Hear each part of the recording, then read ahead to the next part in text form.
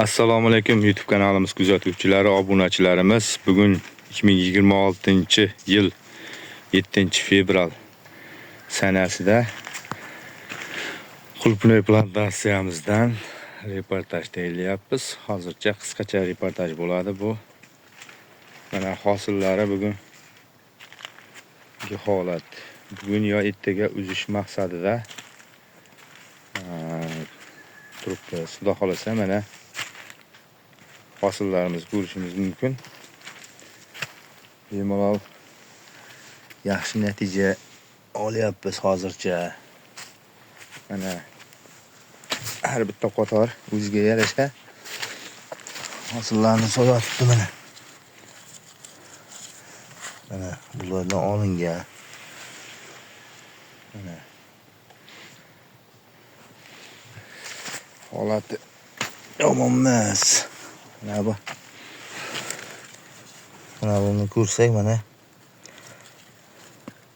hammasi adbor kelyapti. Bular ham kichkina edi. Bundan uzilgan. Uzilgan bo'lsa ham kichkinalari ham mana katta bo'lib qizarishib kelyapti. Qulupnoyda o'ta qizdirib olish ham bo'lmaydi. Teplitsani isitib olish ham. Normal holati bor, mana bu yerlardan olingan bundan. Endi hop, bunda bitta, ikkita, uchta hosil olingan ekan. Mana bu 4ta turibdi asosan. 4ta hosil turibdi. Mana buni keragi yo'q bizga. Bunisini ham keragi yo'q. Chunki keyingi gul shodalarni ham boqish kerak. Buni bu tuyib qotib, bu ham yaxshi ekan.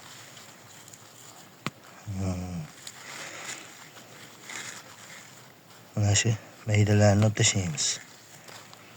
Mana. 3ta olingan, 4ta katta turibdi, 7ta. Mana bular 8ta. Mana bularni olib tashlaymiz. 8ta qolsa bo'ldi.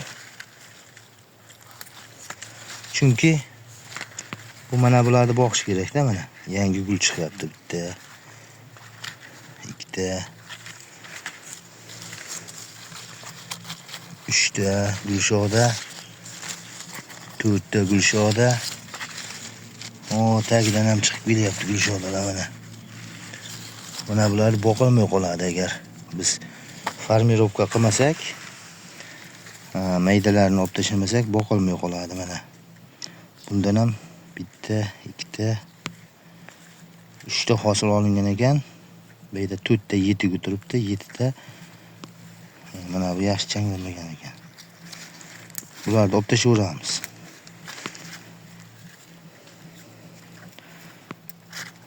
Tuyib bo'lgan. Buni avvalroq olganimizda yaxshi bo'lardi.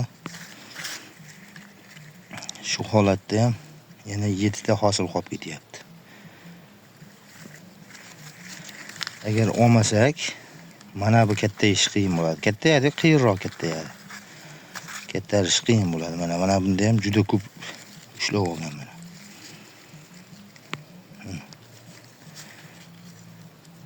Mashinalar keragi yo'q. Olib tashlanadi. Farmirovka deb mashinga aytiladi. Etagidan chiqib kelyapti gullari. Qulupnoyimizda hozircha ichak kalsiy yetishmovchiligi bor.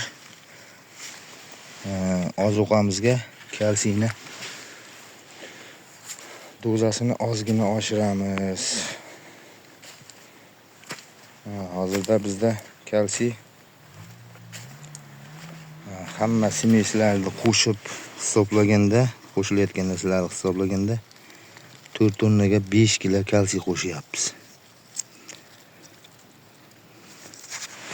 Endi bu kalsiy yetishmovchiligi desa undan emas. Demak, hozir mana shu video davomida aytib o'tib ketaveramiz. Bunda kalsiy yetishmovchiligi emas. Bundan bor ko'payib ketgan. Demak, borni bu safar bermas ekanmiz. Agar kalsiy yetishmovchiligi bo'lganda hammasiga bir xil tushardi.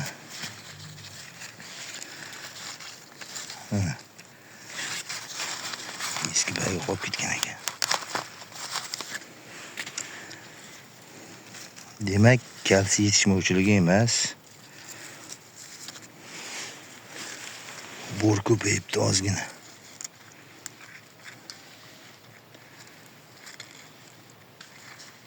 Kalsiy ham bor ekan.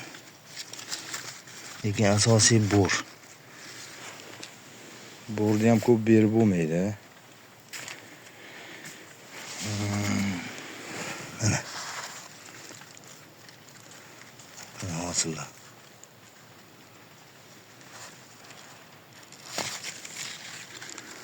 Anchagina hosil bor. Gulshodalar baquvvat kelyapti. Endi kun uzayapti. Gulshoda ham uzayapti. Har tarafga chiqarib tashlagan gulshodalar.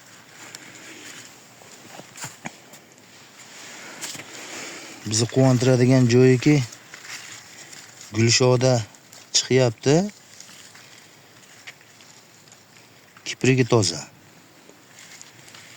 Kipriklar toza kelyapti. Kiprigiga e'tibor bersak ko'proq xiralashib qoldi.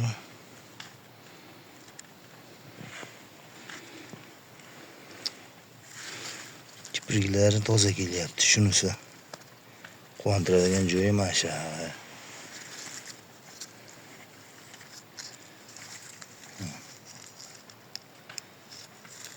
Bu ko'pincha kalsiydan deb o'ylaymiz. Kalsiydan har bir narsa kalsiydan hisoblanavermaydi. Kalsiyni ham o'ta ko'p berverish ham bo'lmaydi. Kalsiyni holatiga qarab bermasangiz agar bunda o'sish ko'payib ketib qoladi. Bargda mana bu nimasi navdasi o'sib ketsa, bargda navdasi o'sib ketsa, salqinlik ko'payib ketadi.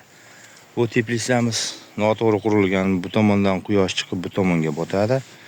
Mana bu tomondagi qulpunliklarimiz endi qizaryapti. Iloji ekilgan. Bu tomondagilar ham mana shu tomonga quyosh tegmaydi, lekin quyosh tegmasa ham mana qizaryapti. Bu ham bitta tajribadan o'tkazilgan narsa. Mana bu tomoniga quyosh tegadi. Mana shu tomonidan quyosh tegib keladi. Lekin orqasiga quyosh tegmaydi. Qarasak mana bu tomoniga quyosh tegmaydi, umuman tegmaydi quyosh. Lekin qizaryapti mana.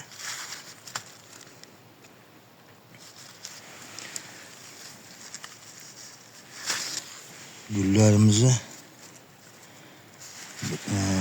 kiprikni orqasini kuzatamiz. Toza. Bizni qo'llaydigan narsamiz asosan hozir biologik ko'paytib o'taman. Tabiiy o'g'itlar, biologik o'g'itlar, trixodermalar bilan ko'proq ishlaymiz. Mana shu yerga ekilganiga bir oy bo'lguncha ba'zi bir hasharotlar ko'pligi uchun insektisiddan foydalanganmiz. Chunki tashqaridan bostirib kirib kelavergan. Keyin umuman ari qo'yganimizdan keyin biologik holatdan boshqasiga o'tganimiz yo'q.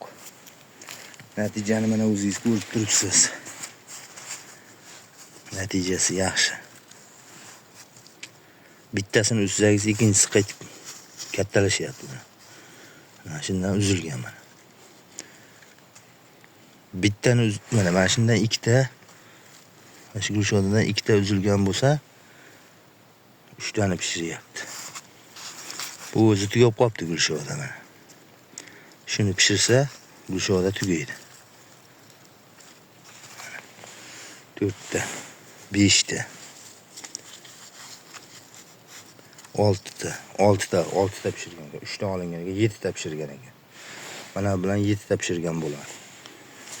Ana shunda mana ko'rishingiz mumkin formirovka foydasi eng kichkinasi mana shu bo'lyapti mana. Endi ko'ring. Mana. Bu 4-inchisi, 5-inchisi, 6-inchisi, 7-inchisi. Mana bunisini keragi yo'q. Bizga umuman keragi yo'q bunga. Lekin tukkan bu ham. Tukkan. Buni katta qilguncha mana bularda adburlarni tezroq kattaytiradi. Foydasi shu.